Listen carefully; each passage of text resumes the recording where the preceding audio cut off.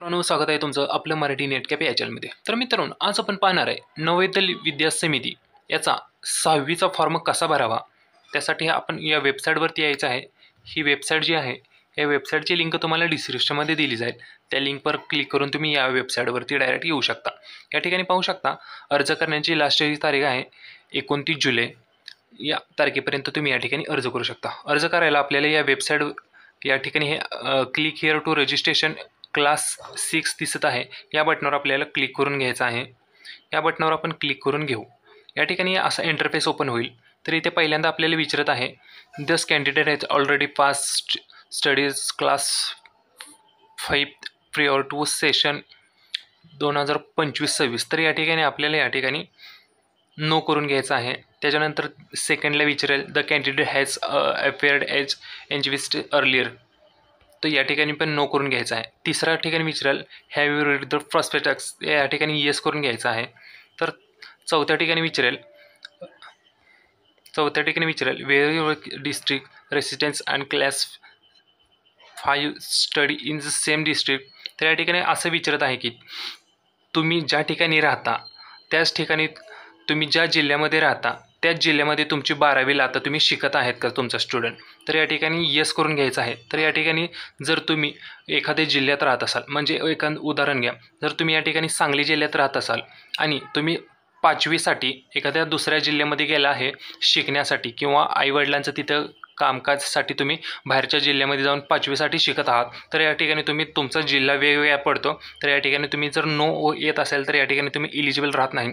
ज्या ठिकाणी तुम्ही राहता त्या ठिकाणीच तुमची 5वीला शिकत असणे गरजेचं आहे. तर या ठिकाणी तुम्ही येस करू शकता आणि नो जर केले तर तुम्ही या ठिकाणी इलिजिबल राहत नाही.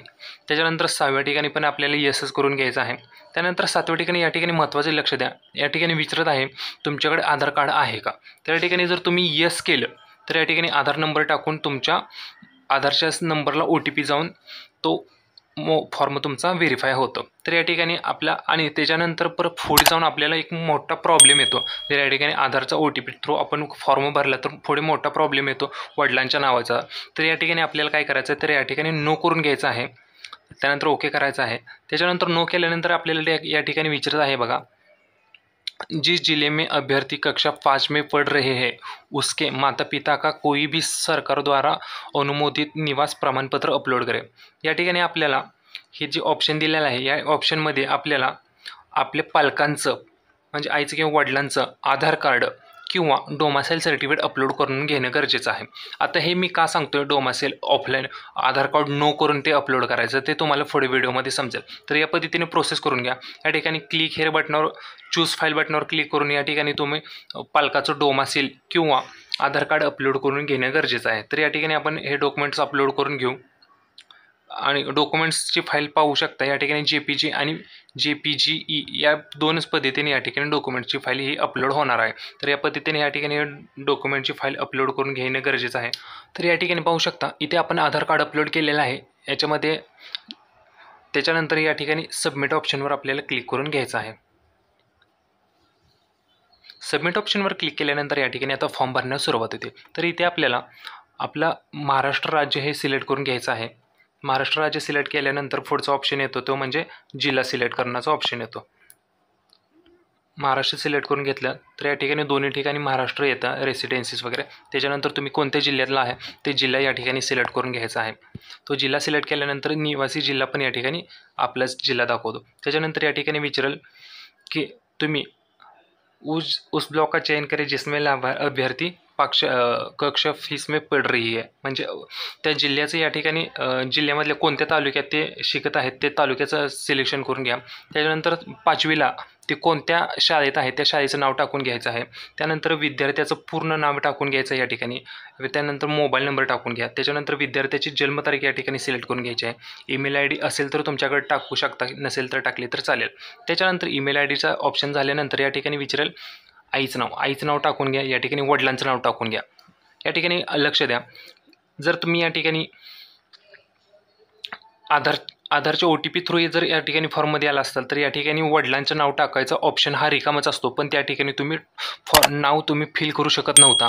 तर हा जर OTPचा जो प्रॉब्लेम आहे त्या पद्धतीने, म्हणून तर तुम्हाला ऑफलाईन सजेशन केलं की तुम्ही या ठिकाणी नो करून घ्या, त्यानंतर आधार कार्ड अपलोड करा, त्याच्यानंतर या ठिकाणी वडिलांचं नाव टाकायचं ऑप्शन येईल. त्याच्यामुळे ह्या ठिकाणी हे ऑप्शन ओपन झालेलं आहे. जर OTP थ्रू गेला असता तर हा ऑप्शन ओपन झालेला नसतो. त्याच्यानंतर इथे वडिलांचं किंवा आईचं नाव टाकून घ्या, गार्डियनचं फुल नेम टाका.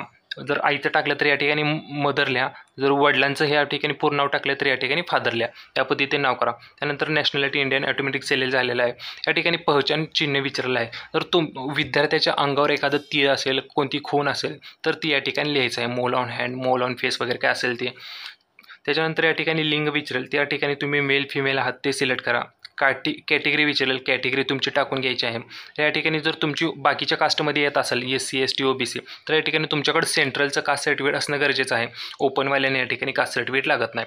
त्याच्यानंतर या ठिकाणी ॲड्रेस टाकून घ्यायचा आहे. त्यानंतर तुम्ही कोणत्या गावात राहता त्या गावाचा पिनकोड टाकून घ्या. ही सर्व माहिती झाल्यानंतर या ठिकाणी विचारेल मीडियम ऑफ परीक्षेचा माध्यम. या ठिकाणी तुम्ही कोणत्या मीडियममधून एक्झाम देणार आहे ती सिलेक्शन करून घ्यायचे आहे. त्यानंतर डिसेबिलिटी आहे का, असेल तर येस करा, नसेल तर नॉन करून घ्यायचं आहे. धर्म कुठला आहे ते विचारेल, धर्म सिलेक्ट करून घ्या. त्यानंतर यात विद्यार्थ्याचे आधार कार्ड नंबर टाकून घ्यायचा आहे. त्याच्यानंतर पालकांचं वार्षिक उत्पन्न या ठिकाणी टाकून घ्यायचं आहे. हे 2 कॉलम्स नाही टाकले तरी चालतील. त्याच्यानंतर पुढची माहिती आपल्याला कक्षा 3री 4थी 5वीचे आपल्याला माहिती टाकून घ्यायची आहे. त्याच्यानंतर राज्य, जिल्हा वगैरे, तालुका वगैरे ते ॲटोमॅटिकच येईल. त्याच्यानंतर 3रीला कोणत्या गावात शिकत होती त्या गावाचं नाव टाकून घ्या. 4थीला कोणत्या गावात शिकत होती त्या गावाचं नाव टाकून घ्या. 5वीला कोणत्या गावात शिकते त्या गावाचं नाव टाकून घ्या. या पद्धतीने गावाचे नाव टाकून घ्या. त्याच्यानंतर 3रीच्या शाळेचं नाव या ठिकाणी टाकून घ्या. 4थीच्या शाळेचं नाव या ठिकाणी टाकून घ्यायचं. 5वीच्या शाळेचं नाव या ठिकाणी टाकून घ्यायचं. त्याच्यानंतर तुम्हाला विचारेल खाली, हे शाळेचं नाव टाकून झालं त्याच्या खाली विचारेल तुम्ही जे शाळेत शिकत आहेत ती शाळा मान्यताप्राप्त आहे का नाही, तर असेल तर रिकग्नाइज वगैरे करून घ्या, मान्यताप्राप्त असेल थोडक्यात, नसेल तर नो करून घ्यायचं आहे. त्याच्यानंतर स्कूल लोकेशन विचारत आहे. या ठिकाणी 2च ऑप्शन आहेत, एक रुरल एक अर्बन. जर तुम्ही खेडेगावात असेल तर या ठिकाणी रुरल करून घ्यायचं आहे, जर शहरी भागात असेल तर अर्बन करून घ्यायचं आहे. या पद्धतीने सर्व ठिकाणी रुरल अर्बन करून घ्यायचं आहे. त्याच्यानंतर खालची माहिती ही ॲटोमॅटिक दिलेलीच असते. त्याच्यानंतर आपल्याला खाली यायचं आहे. खालचे डिक्लेरेशन ॲक्सेप्ट झालेले असतात. त्याच्यानंतर या ठिकाणी विद्यार्थ्याचं या ठिकाणी फोटो अपलोड करून घ्यायचा आहे. या ठिकाणी या चिन्हावर फोटोची साईज ही 10 KB ते 100 KB असणे गरजेचं आहे. फोटोचा फॉर्मॅट JPG आणि JPG फॉर्मॅट असलं पाहिजे. त्याच्यानंतर विद्यार्थ्याची पुढच्या कॉलममध्ये विद्यार्थ्याची सिग्नेचर अपलोड करून घ्या. सिग्नेचरची साईज 10 ते 100 KB असली पाहिजे. त्याच्यानंतर खाली त्याच्या पालकांची सिग्नेचर या ठिकाणी अपलोड करून घ्यायची आहे. त्याची पण साईज 10 ते 100 KB असणे गरजेचं आहे. जर तुम्ही कास्टमधून येत असाल तर या ठिकाणी तुम्हाला कास्ट सर्टिफिकेट अपलोड करणं गरजेचं आहे. कास्ट सर्टिफिकेटची साईज ही 50 KB ते 300 KB असणं गरजेचं आहे. ही सर्व या पद्धतीने या ठिकाणी माहिती टाकून घ्यायची आहे. तर या ठिकाणी तुम्हाला एक महत्त्वाची माहिती सांगतो. फॉर्म भरण्याआधी ही महत्त्वाची माहिती ऐकून घ्या. तुमच्या मोबाईलमध्ये ऑलरेडी ही सगळी डॉक्युमेंट्स स्कॅन करून ठेवा. त्याच्यानंतर तुम्ही फॉर्म भरून घ्या. जर तुम्ही फॉर्म भरता त्याच्यानंतर हे डॉक्युमेंट्स अपलोड करायला गेला तर ही वेबसाईट तुम्हाला डायरेक्ट बाहेर फेकेल. तुम्हाला डबल रजिस्ट्रेशन करावं लागणार किंवा रजिस्ट्रेशन करावं लागणार. त्यासाठी तुम्ही हे सर्व डॉक्युमेंट्स ऑलरेडी तुमच्या मोबाईलमध्ये सेव्ह करून ठेवा. त्याच्यानंतर फॉर्म भरा. फॉर्म भरल्या हे डॉक्युमेंट्स लगेच अपलोड करता येतील. त्याच्यानंतर तुम्ही हा फॉर्म सबमिट करू शकता. हे आता मी सर्व सांगितलेली माहिती ऑलरेडी तुम्ही फिल करून घेतो. त्यानंतर डॉक्युमेंट्स वगैरे अपलोड करून घेतो. त्याच्यानंतर सेव्ह इन हे ऑप्शनवर क्लिक करून दाखवतो तुम्हाला. या ठिकाणी मी सर्व माहिती फिल करून घेतली. त्याच्यानंतर सेव्ह अँड प्रोसीड या बटनावर क्लिक करून दाखवतो. सेव्ह अँड प्रोसीड बटनावर क्लिक करून घेतलं तर त्याच्यानंतर आपल्या पुढे असा इंटरफेस येईल. एकदा आपण भरलेली माहिती सगळी एकदा व्यवस्थित चेक करून घ्यायची आहे. सगळी माहिती भरलेली बरोबर आहे का नाही त्यासाठी स्क्रोल करून घ्या. या पद्धतीनं सगळी माहिती चेक करून वाचून घ्या. सर्व माहिती बरोबर आहे याची खात्री करून घ्या.